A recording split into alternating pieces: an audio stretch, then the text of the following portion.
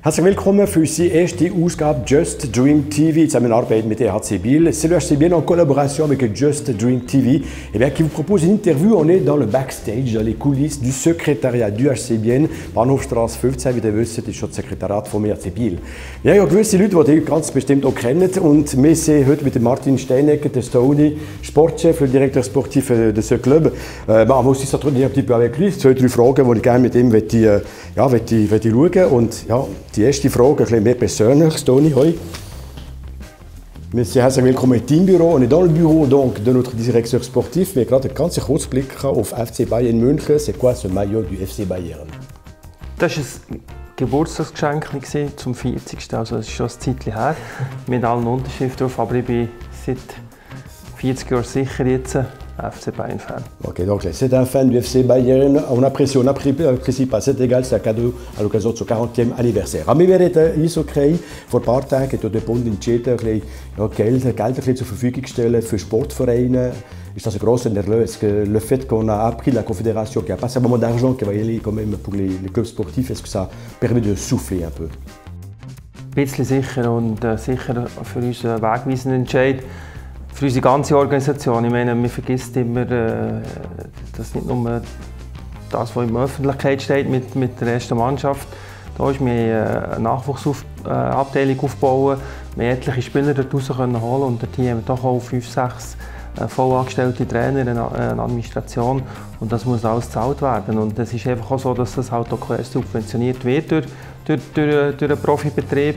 Und darum für unsere gesamte Organisation sehr, sehr wichtig. Eine gleiche Saison faktisch ohne Einnahmen zu überstehen, ist sehr schwierig natürlich für irgendeine Organisation, in welchem Bereich du immer tätig bist. Effectivement, c'est vrai que c'est extrêmement large. Toute une organisation sportive comme le HC Biel, entre autres, d'avoir un petit peu des ressources financières qui viennent, ça permet aussi, comme le dit Stony, de faire en sorte de promouvoir aussi la relève, grâce à aussi différents mouvements juniors du club.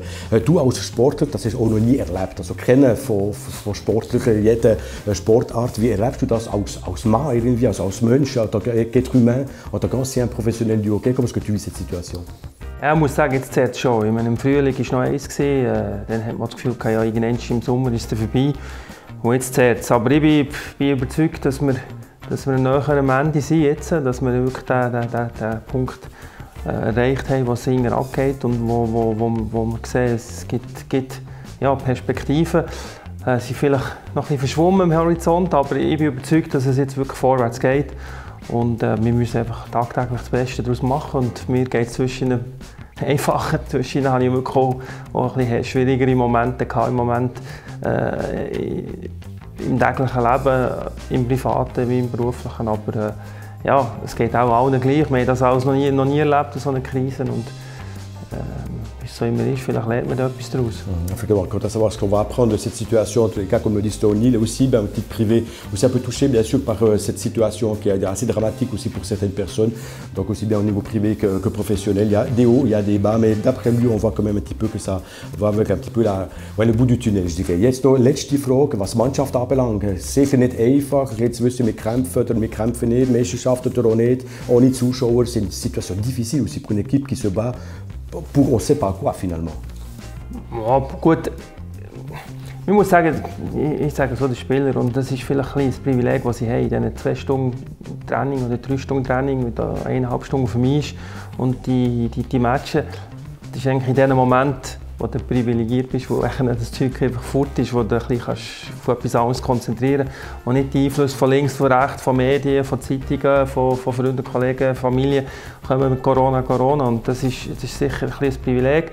Aber auf der anderen Seite, ja, es sind einfach auch, wie du gesagt hast, es sind auch Privatpersonen, die haben Familie daheim, die haben Kinder, die in die Schule gehen, die haben auch Kinder, die im gefährdeten Bereich sind. Ja, sobald einer hustet, die Kabine ist schnell, was ist jetzt, die Frage haben wir schon x-mal diskutiert, wer muss testen, wer muss nicht testen, kann ich noch kommen, kann ich nicht kommen. Also die Unsicherheit ist wie bei jedem anderen sehr gross und es ist nicht immer einfach.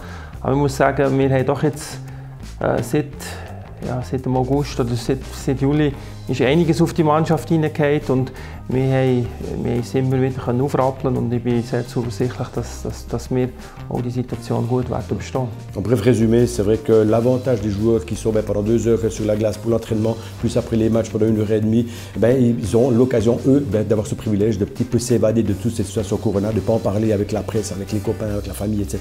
Mais c'est vrai que pour eux, c'est pas simple non plus de savoir dans quelle direction est-ce que ça va aller, est-ce qu'on doit se faire tester ou pas, lorsqu'on est dans la garde-robe, s'il y en a qui tousse ou pas. Enfin bref, c'est pas simple. Also, merci und liebe Grüße an die ganze Mannschaft, dir auch noch viel Kraft und bleib gesund, take care, du und deine Familie. Et puis nous, on va se retrouver pour une prochaine édition de Just Drink TV en collaboration avec le HCBN. Bis bald, tschüss zusammen.